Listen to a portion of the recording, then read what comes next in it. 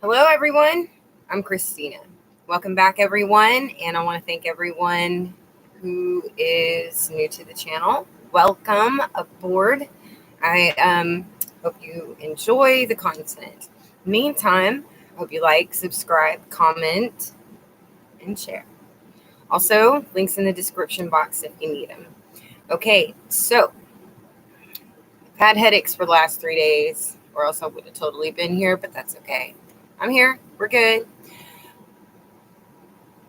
There is an alarm going off on my phone for an amber alert of some kind.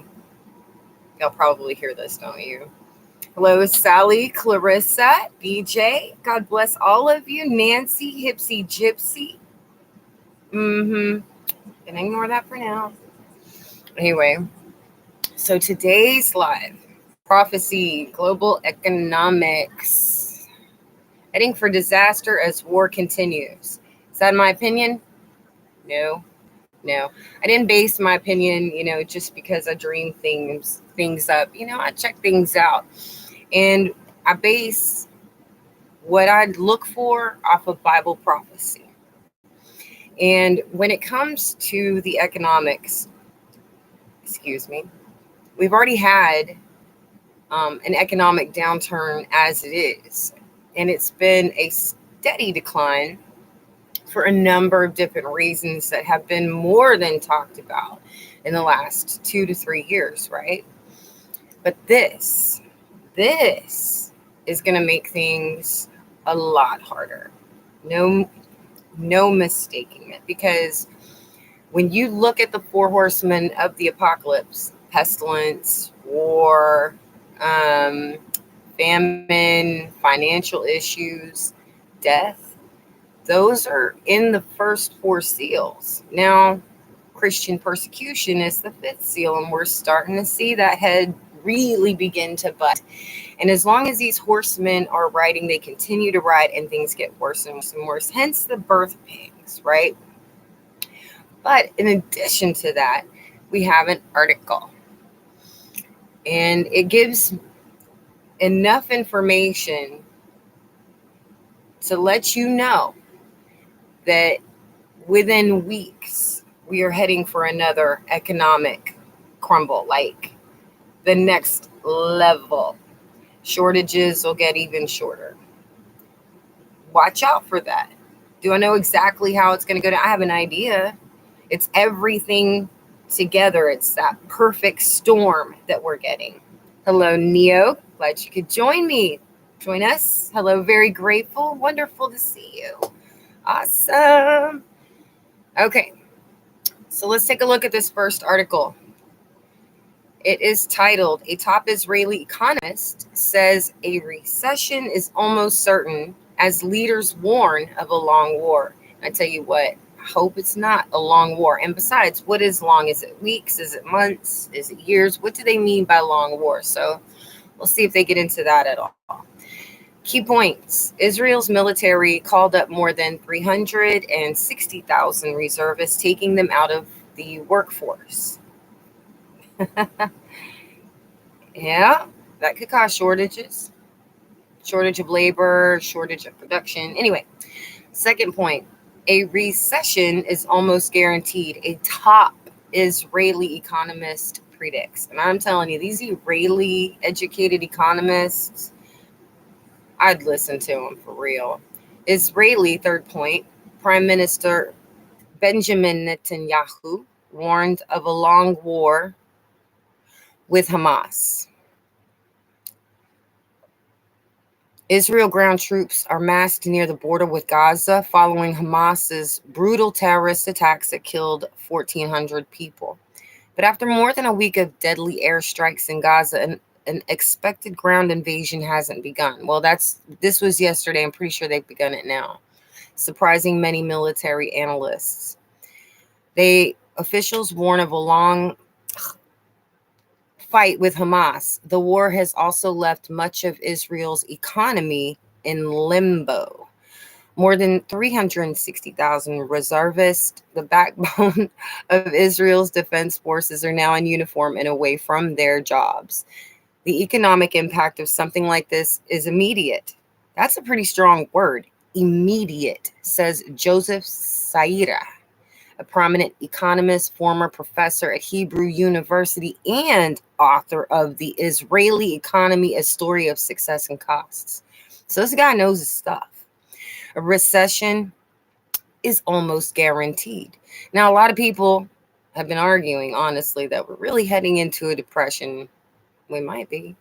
But they're saying here a recession is almost guaranteed. Ziera predicts as many parts of Israel are facing a drop in productivity. Tourism has stopped.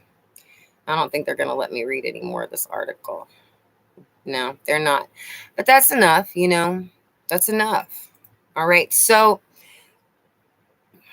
there are even reports coming out of the Middle East now in that area, that war zone, about how expensive and hard it is to come by a loaf of bread to sustain a family for the day. And that's one of the horsemen. It was the one with the scales. I think it's the second one. But it's talking about bread, hurting out the oil and the wine and how much it would cost. That's already happening over there. So what has actually chimed in lately, like the chatter has really amped up suddenly about a peace deal, a two-state solution. Now, I don't know how long this war is going to go on. It could go on for weeks. I don't know. It could be over in 2 weeks. I don't know. But I do know that when it comes to the peace deal with Israel, between Israel and Palestine, with this land grab as it is, there are articles that have come out that say things like two-state solution, only path to end Palestine conflict. In fact, this article came out, was it today? China's Xi urges end to Israel-Hamas conflict through two-state solution. See, that's just one article of a lot of articles that have been coming out recently about different countries saying some line along the line of that same thing right here. This article comes out of Taipei, Taiwan. Chinese leader Xi Jinping made his first public comment about the Israeli-Hamas conflict Thursday, calling for a ceasefire and reiterating that establishing an independent state of Palestine through a two-state solution is the fundamental way out of the conflict. Okay. Now, we've got that cleared up. We should take a look at, and I don't think I got all the countries, but after I got to like number 20-ish, I stopped looking, but it's a lot. Countries for a two-state solution are and include, but may not be limited to, China, Canada, America, Singapore, Saudi Arabia, Egypt, Germany, Qatar, Russia, Jordan, Nigeria, Brazil, Chile, Mexico, Kenya, Nigeria, Venezuela, Bolivia, India, Bangladesh, Malaysia, and Indonesia. In addition to these two countries, we also have agreement for a two-state solution through the United Nations and the European Union. Now get this. It says in my research that I found, it said this quote, Hamas has opposed every single two-state solution peace process explicitly. It has intentionally, and this is a quote, not my words, it is intentionally used terrorism in order to derail a two-state solution. Now, what my brain is thinking is, if he was always the big thorn in the side that was keeping the two-state solution dead, if they are in the process of eliminating the only opposition that's really hardcore against the two-state solution, wouldn't that be something? It just seems like it would make things a lot easier for the process to be put through, is all I'm saying. Now, what is interesting about this war that's going on is you talk about the brutality.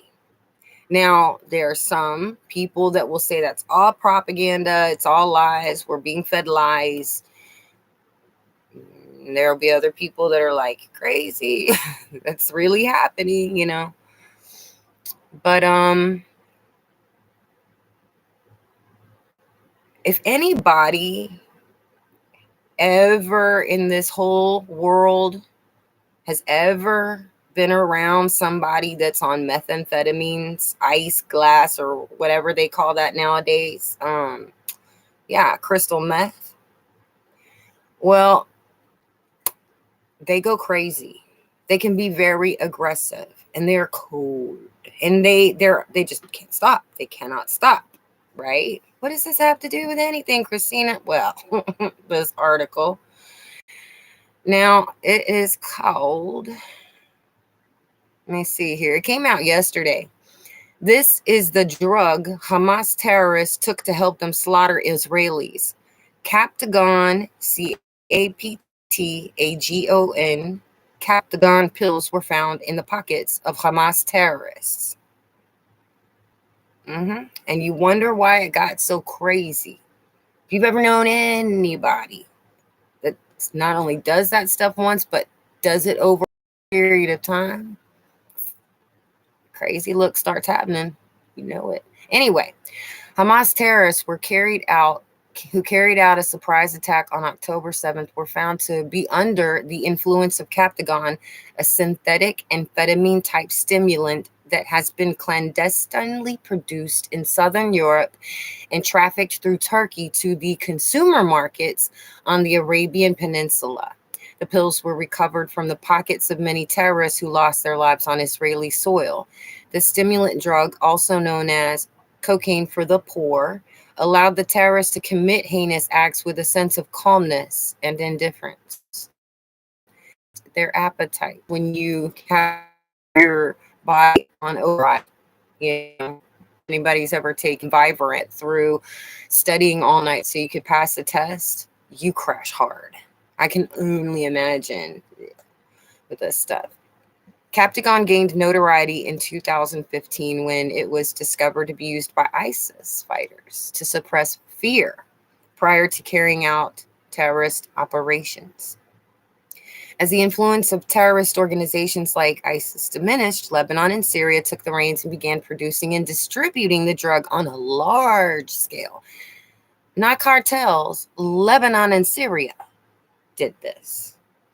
Gaza, in particular, became a popular market for the drug, especially among addicted young individuals. Captagon belongs to the amphetamine family and was initially developed to address attention disorders, narcolepsy, and depression.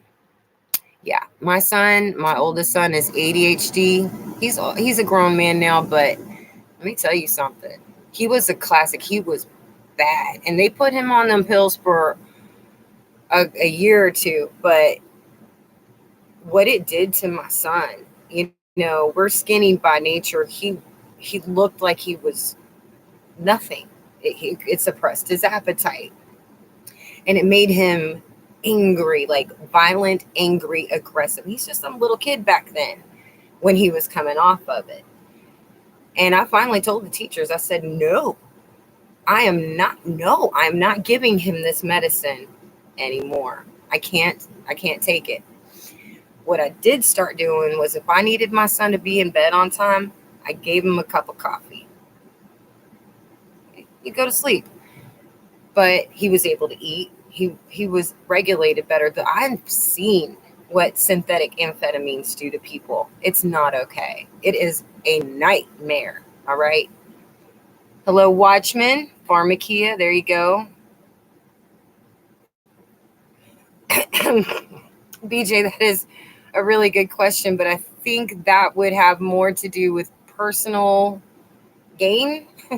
It's easy to sit outside of somebody else's house and point and say, oh, they could do this or they could go and do that. But when it's at your house, it's like, oh, no. forget everybody else. I'm going to do me. I'm going to live my best life now, right? I think that's, the normal double standard. Hello, Daryl. Indiana. Hello, Lynn. How's it going, Monica? It's going good, thank you. Welcome, Diane. Awesome. Okay. Now, so that's happening. So as we expect, things will begin to dramatically unfold here more and more in the U.S. I want you to know that we're going to be dealing with cray on overload. Okay, you need to. So when you wonder why they just are mowing people down and keep on going and nothing can seem to stop them, at least you were ready and you knew these aren't just regular people. They are demonically possessed and on drugs. Okay. Hello, Grandma Deb. All right, now, so if they eliminate Hamas, it should by proxy make it easier and a smoother transition into a peace process that everybody's going to be hollering about. But Israel will not find peace through a peace deal or peace at all until they acknowledge the true Prince of Peace, which that's coming. Jesus. He was crucified in Israel. All right. Now, we talked about right before it started a lot of this, it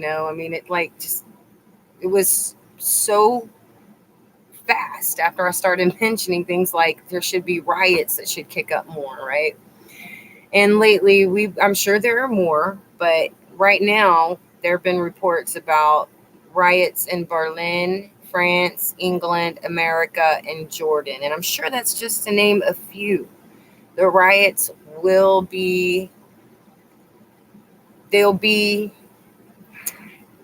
constant, like not like they never stop, but like there'll just understand that rioting for one reason or another isn't just something we've experienced recently. It will continue to happen. It's like this destruction of everything that's around us. And and when you think of this outside the box for a minute, when you just look at prophecy and you think, okay, well, we are ending one age and beginning another, and typically everything has to die. Everything has to be destroyed. That's typical, right? So there's a spirit going on. There's a spirit of destruction in people. And then there's a remnant of faithful followers. And there's a lot going on now, yes, and there's still a harvest that is still to come. It's going to be amazing. I told you, remember I said this year when I did that 5784 video, I said this year should be a ride and just as miraculous. All right, but to end this, there is a former Israeli TV news anchor's chilling warning. And I did say this last time I didn't have a headache and I was talking to you guys. I said, yeah, they're coming here.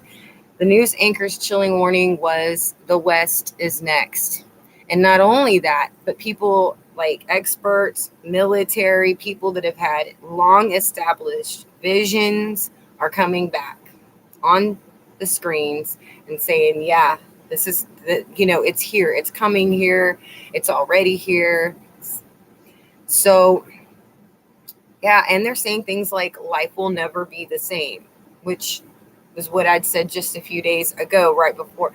Yeah, it's happening so fast. I'm a little shocked myself because I've been seeing everything just kind of here and there, just kind of takes a while, but all of a sudden it's been like snap, snap, snap, snap. It's just like even the unbelievers are starting to take notice.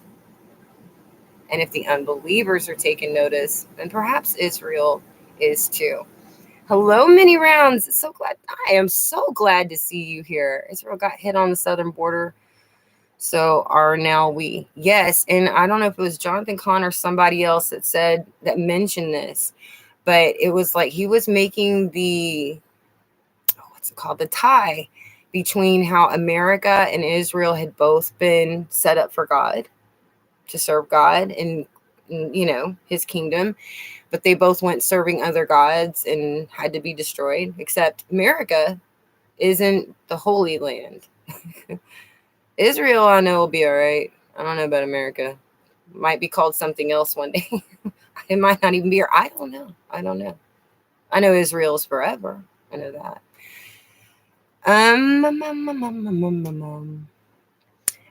Watchman, you always say false flag. I could have used my mind powers on that one.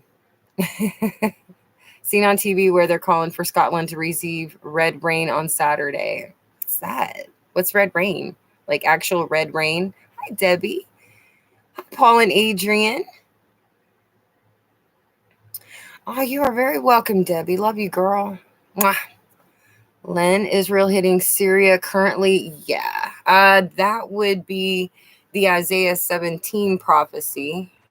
Absolutely. And, I was talking to somebody and he goes, isn't Damascus already a ruinous heap? And I'm like, yeah.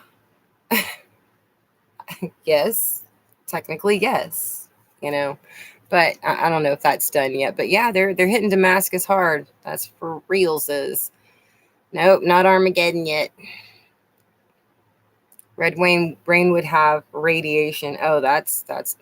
Sometimes it could be like an algae thing, maybe. And sometimes I've known it's been iron oxide, which I think, I don't want to say that because it might not be right. See, it's the analysts. Several of them are saying false flag today. Yeah, but I mean, don't they always say that about everything? I mean, they cry false flag so much that it's like I'm starting to get tone deaf to it, honest to God, It may be, but I don't think so because this isn't Bible prophecy. But that's my dumb opinion, Watchman. You are welcome to your own. Isaiah 17:3. Ruinous heap. Alrighty. Yes. Things are ramped up everywhere. That's right, Grandma Dub. Yeah, we do have a David and Goliath thing going on many rounds.